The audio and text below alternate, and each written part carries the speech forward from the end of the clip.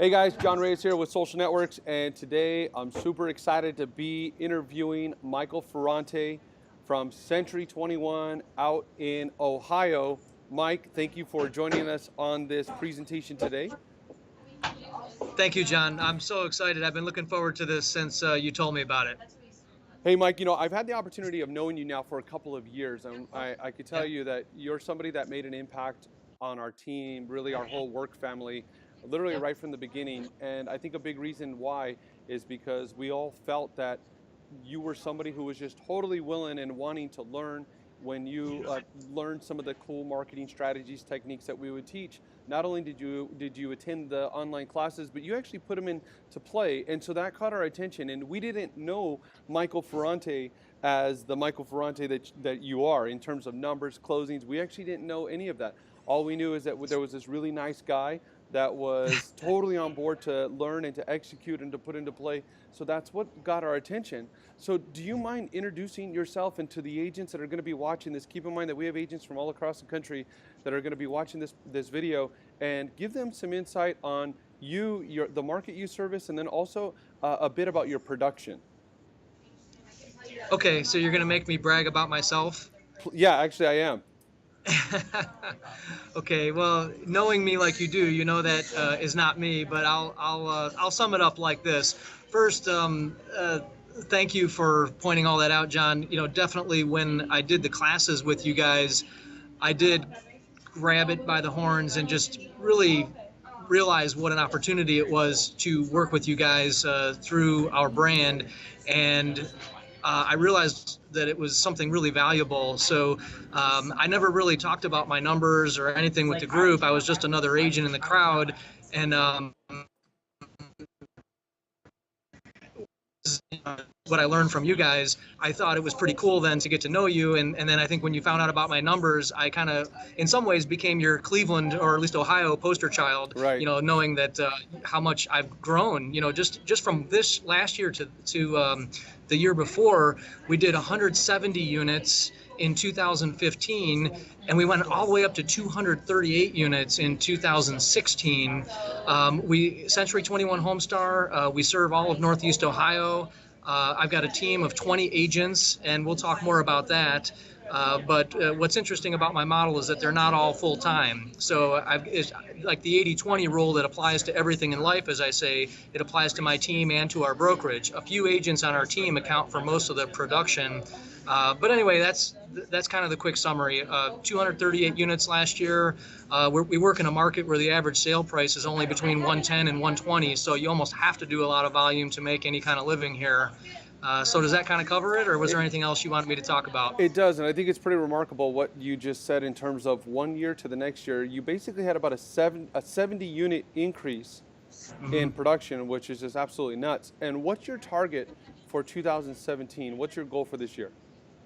We set a pretty modest goal of 275 units with adding about 5 more members to the team. Okay, now how long have you been operating a team where it wasn't just you and maybe like one other person, but how long have you been building the team?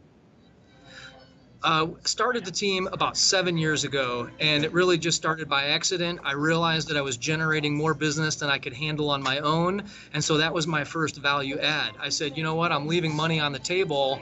I could really use someone to work with me who would be willing to follow up with all these leads that we generate. And at that time, it was just one other agent, myself, and an assistant, and that was about 7 years ago. So how do you go, Mike, from being just a normal real estate agent who's working, 6 hours a day, maybe 4 days out of the week, 5 days out of the week? How do you all of a sudden go from being what many would be considered to be like a normal realtor, and then all of a sudden just pouring gas on the fire and start blowing your business up? Not even necessarily to the point of where you're at now, but you obviously had a starting point. And can you give us an idea as to what was that turning point for you, and for the agents that are watching this? What do you think is one of the first steps that they could add or apply to their business if they really want to kickstart it and just to be able to perform at a high level? Yep, that's a great question, John. And I think that the mistake a lot of agents make is that they just decide one day, I'm going to have a team. And I don't know that that's necessarily the right place to start. I always talk about the value that you're going to add to the people who are going to join your team. So a team is not a social group. It's not a club. A real estate team is a bunch of people who get together because by working together they can do more business. So not everyone can be a team leader. Not everyone is a good teammate. You know, there's people out there who wouldn't be good on a team because they're more interested in, you know, them being the brand. So I say that thinking about my first teammate that I added, again, I had value to add. I had more business than I could handle that I was generating just by hard work pretty much alone. I wasn't doing any fancy marketing. I was just working my butt off, and I was starting to reap the rewards of a couple of years of that hard work. So the first thing I realized about saying it's time to start a team is that I had this extra business, these leads that someone else could follow up on, and in exchange for that, I could make a few bucks off of that. I was providing value, and in exchange for that, I was earning income. So basically, it So was that's I was going to say, was that understanding that with the influx of business that you have, listings and what have you, you're generating more leads, probably even from open houses or the listings that you have, people calling in off the signs. And obviously, you're only one person. You only have 100% of your time and effort that you can put in. You have a family, so that you got to live a normal life. So you just figured, well, hey, I got all this extra business. Why just let it go to the wayside? And then you were able to deliver that to other people. Now, when you talk about the value add, I think that there's a lot of people in our business and our industry who have an influx of leads, but they struggle with providing value to their team members. And one of the things that we want to do for sure is to hit on the whole production side. But being that we're having a conversation about this, what was the value proposition that you were able to deliver to your first teammate, your second teammate, above and beyond just the leads? So we have a whole list of things that when people talk to us about joining our team, we actually start by asking them, what are you looking for? What are you lacking in your business that would help you produce more? And usually that conversation leads to the income generating activities or income producing activities conversation, Mm-hmm. where they say, geez, if I didn't have to spend my time or my money generating leads or doing paperwork or doing the more mundane tasks that are involved when you're an individual realtor, I could sell more houses. So those are three of the big ones. Agents who are out there on their own are possibly buying leads, or they're prospecting, or they're working their sphere, and those are all great ways to get more business. But if you spend all your time doing that, then it's obviously hard to keep the pipeline full. And that's what we talk about. Some of the coaching I did with Brian Buffini, you know, he talks about instead of having a business that's like this, where you get 3 deals in the pipeline, and then you're running around like a chicken with your head cut off to get those deals closed, and then 45 days later or 30 days later, you're looking at your pipeline saying, geez, it's empty. Why is that? Right. And that's because you haven't been filling it. So with our value proposition is all about what we can take off of your plate so that you can go sell more houses. And there's all kinds of things that we do. And I know you're very systematic about your business, and it's one of the ways that you've been able to consistently grow. And if anybody was looking at your business, it would be where you have the consistent growth, even despite the hiccups or the changes in the market. Let's talk about what, in terms of processes, and then we'll get to like your 3 secrets. Because I know one of the things that you're looking to do is to basically share, out of all the things that you've done, you're going to share 3 things that real estate agents could do, apply to their business in order to have a significant impact on their production. But from processes, the thing that I'm really impressed about is the fact that you close a ton, you have a huge team, but yet you still have a life. In fact, when I connected with you the other day, you were saying that I think it was Wednesday night was date night, and that's something that that is obviously important to you, and you stick to it. So what does a day look like for you? Is there a typical day for Michael Ferrante and the team? Frankly, it varies quite a bit. But to partially answer the question, my income producing activity is listing appointments. So you hit the nail on the head earlier. Most of our leads and most of our business comes from the listings that we have. We carry anywhere from 60 to 80 listings, and our goal for this year is to at some point hit 100. Now we have a good problem in that they're selling as fast as we bring them in, so I'll take that as a problem.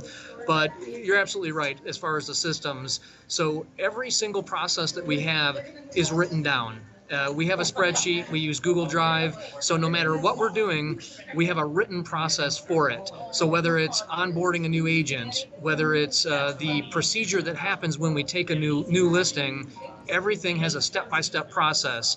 When we have a new transaction that comes together, whether it's our listing or our buyer, our listing or our transaction coordinator has a step-by-step process that she goes through that includes some automation features and some delegation features that I'll get to when we talk about the three secrets, my three best secrets I'm going to share.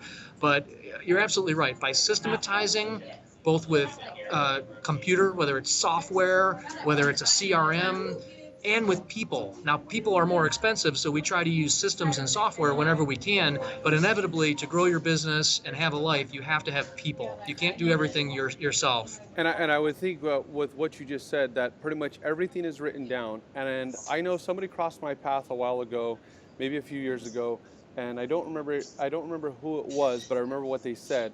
And basically what they talked about is that if you run a business, your process has to be on paper. Otherwise, if you can't write it down, you don't understand it. And if you don't understand it, how do you expect the team to fall into place, and actually execute it? So what you're mentioning is that if you have a listing, there's not necessarily the guesswork of like, what do we do next? At what point do we order the sign? The photos being ordered. That's pretty much all just systematic, which I think is key, because then that has to make it so much easier for your agents to be able to run with it, and you're giving them a path to follow, and just making their lives a lot easier. And like you said, then they can focus their time on what's most important, the money generating type things, rather than the little nuances of getting this deal closed.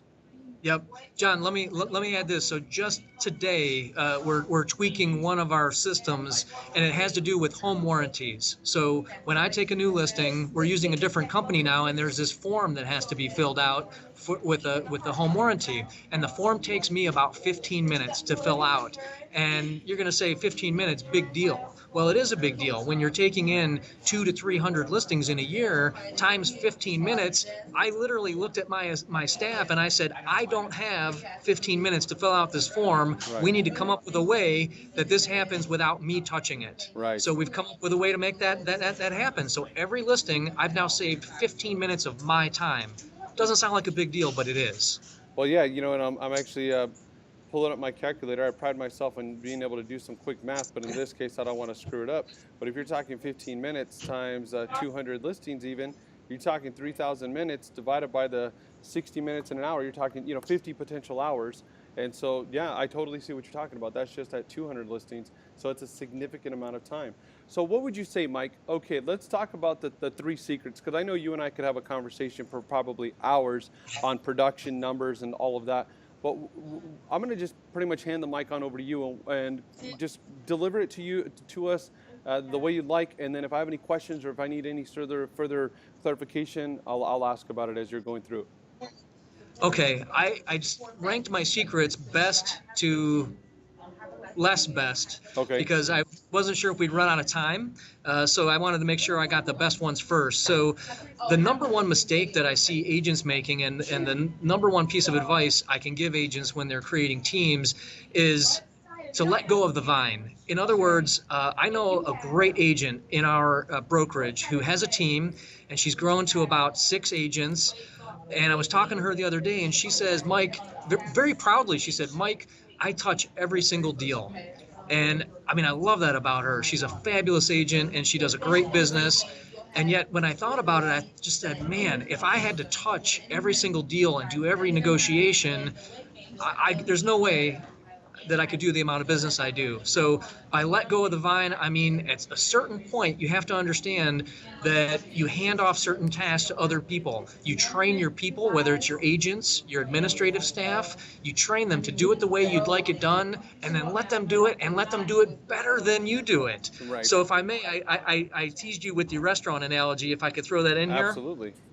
Okay, so I always say, you know what? You could have a fabulous restaurant and you could be the person that greets your customers, you seat them, you're the host, you take their orders, and then you run back in the kitchen and you cook the food, and then you bring it out and you serve it, and then you clear the dishes, and then at night you do the books, and you could wait on 2 tables every night and they would be thrilled. They would say, wow, it was the best food I ever had, the best restaurant experience I ever had. But what kind of income are you going to create from 2 tables a night? In a restaurant, you have a hostess, you have waiters and waitresses, bus staff, cooks in the kitchen, accountants doing the books, and that's a business. Right. So now you can focus on what you do. As the general manager of the restaurant, you're making everything happen, and you're collecting income and not working 80 hours a week, hopefully. And you know, Mike, and to just coming from somebody of my background is being super passionate about business, almost to the point where I've been a bit obsessed with it maybe since I was 18 years old.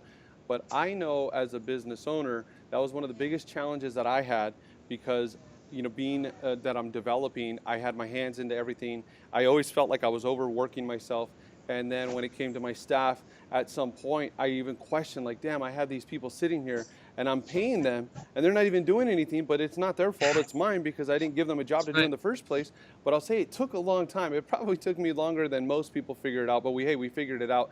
And now we have that structured business where I'll sell something or Matt will sell something and then our team goes to work. They'll do the video, they'll do the branding, they'll do the website. I see the final product and then we have the checks and balances in place. So that's a conversation that I think I would love to explore with you more at another time is how do you even go about figuring that out? Because again, it took me maybe 7 to 10 years, but I'd love to learn more about how you were able to do that. So letting go of the vine and making sure that if you're going to be Gordon Ramsay, be Gordon Ramsay in the restaurant and not have to worry about all the other things that we're talking about. What would you say your second best secret is? So number 2 has to do with delegation and automation. So if I could tell you one more thing, it would be get an assistant and get a virtual assistant. So one of the first things an agent should do as they start to grow their business, before you even start giving away business to other agents, why not leverage your time with an assistant who works side by side with you, or even out of state or out of the country, someone who can take a lot of those more mundane tasks off your plate. So you're actually it's just delegation and automation. So for example, when I go take pictures of a house, if I'm there checking out a house for a new listing, I'm going to take those photos and I'm going to touch them once. In other words, I'm going to shoot them and then I'm going to email them to a virtual assistant, very low cost. And by the next day, they're saved in either my Google Drive or my Dropbox. I've touched them once and then they're ready for my use the next day. Just something simple like hiring a virtual assistant, again, saving you minutes. Right. I talked earlier about saving 15 minutes. If I can save 5 minutes on every time I go shoot photos on a house, again, you do the math and you start realizing you're saving hours and hours each week, each month, each year. So it's all about delegation and automation. And I would think that there's a lot of real estate agents that would love to hire an assistant. I see one of the biggest challenges with agents is that when they hire an assistant, they honestly don't know what to have them do. So I've had conversations with some real estate agents that have an assistant and they're just like, you know what, I just don't know what tasks to give them, or they find themselves giving them a bunch of tasks that just are time wasters because they figure, well, if I'm paying them, I might as well just give them something to Right. do. And I see that being a challenge. And again, I think that's another conversation that you and I could have in more detail about how exactly do you go about managing your assistants? Because Matt and I, we did a video before for Century 21 for RPN, and it was about assistants and how to go about managing them, what tasks to give them. And I know we shared some insight that we had just given from some of the agents that we work with that have assistants. Whether or not you're an amazing loan officer, amazing realtor, or even like a title rep, some sort of an affiliate partner, we do see the ones that are performing at a high level with an assistant. So obviously I think that is so key. And what would you say, Mike, point number 3 that's going to be the game changer for these agents watching this video? Well, like I said, I have a whole list of about 10, but since we keep coming back to the same point, and I think you've said twice now, let's talk about it later, I actually have some great advice for agents who are out there and not sure what to do with either a VA or a local assistant. And this is something that I call the list of things I do. So essentially, every so often, I will start on a Monday and go to the next Sunday, and I will literally log my entire day. I just did this recently for a personal trainer that I'm using. He had me write down everything I ate and drank for 3 days. And I thought to myself, this is a ridiculous exercise. Why would I do this? I know I eat healthy. There's really no purpose in this exercise. Well, at the end of that, John, I was amazed at, first of all, how many calories I eat, and secondly, how little water I drink. So just from that, logging what I eat and drink for 3 days, it opened my eyes to things I didn't really realize. It's the same thing with your list of things you do. You don't realize where you're wasting time. You don't realize the time that you spend that is not income generating. Right. So what I would recommend that each and every agent do, whether you're growing a team or not, just start on a Monday and go a full week and log your time. And I'm not talking about each individual phone call. I'm talking about how you actually spend your time, what sorts of tasks you're doing, and then look at it daily or at the end of the week and ask yourself, why am I doing this? It's so key with what you're saying, Mike, because when I was 18 years old, I was lucky enough to work for a company that the name of their company was an acronym. It was TASK, Thoroughly Applying Statistical Knowledge. And they broke down the numbers on everything. So from a sales professional, sales rep for them, we were able to see in an hour how many people we would talk to, what our conversion rates would be. And if we didn't talk to too many people, then we knew we got to fix that. If we talked to a lot of people and didn't close a lot of deals, we knew we had to work on the sales aspect of it. And so I think that that is so key. It comes down, I think, to 2 points. To be successful in anything you do, in my opinion, I think it comes down to having discipline and then also having patience. Discipline to do what you're explaining. If you don't know how to operate an assistant, go on out and learn how to do it. Just don't fly by the seat of your pants. Take the time to learn what are the tasks that you should have them do.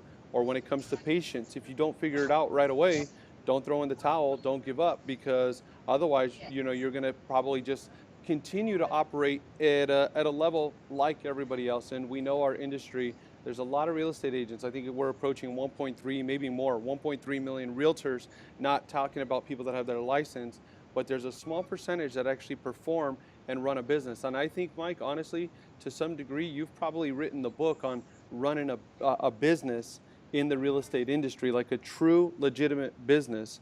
And I think that that is so key, because if you ever wanted to replace yourself, that's always a question. Could you do that, or to what degree could you do that? Is there any last tips that you would like to share before we wrap up on this call? Well, you kind of said that I wrote the book. That's not true. I've actually read the books. So I really, there's a certain list of books that I would recommend. I'm sure guys like you, everyone I talk to who's I really respect, I'll ask them, hey, I'm looking for a new book to read. And, one of the ones I started with was the Gary Keller book, the Millionaire Real Estate Agent. I mean, if you haven't read any real estate books, start with that one. And from there, you and I talked about traction. We talked about 4-hour work week. And you start taking ideas from these books and read them multiple times. Each time you go through it, you'll be at a different place in your business, and you'll get something new from it. So when I read, Millionaire Real Estate Agent, and then when I read 4-Hour Work Week, each time I went through it, I said, wow, how did I miss that the first time or the second time? And I'm coming away with something new, because you're going to hit the ceiling in your business. Whether you're one agent, whether you have a team of 5, like my friend, you're going to hit a ceiling. And then the question is, how do I get past that ceiling and make the ceiling, instead of here, up here? And it's by getting new knowledge, new ideas, new systems, new people. Mike, and I would recommend that you add a book to your list. It's called Rework. And there's 2 guys. They have an insanely amazing business. But what they were not about is they were not about the bravado. When they would walk into a meeting, they said people in their industry were always about like, oh, I have 100 employees, I have 200 employees. And they thought that that was just foolish. They're like, I have 5 employees, but we make more money than you. Or, we're much more efficient than you. We produce a better product, a better service than you. And they're all about efficiency. It's one of the best books I've ever read.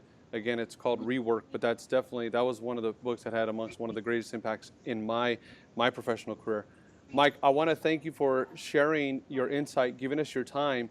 And if you're okay with this, I think people that watch this video would genuinely like the info that you're sharing. I'd love to be able to take one idea and concept, whether it's creating a team or task in a day, and just break that down a little bit further and be able to have a one-on-one conversation that we could record just like this and just be able to learn a bit more from you, because you're a practitioner.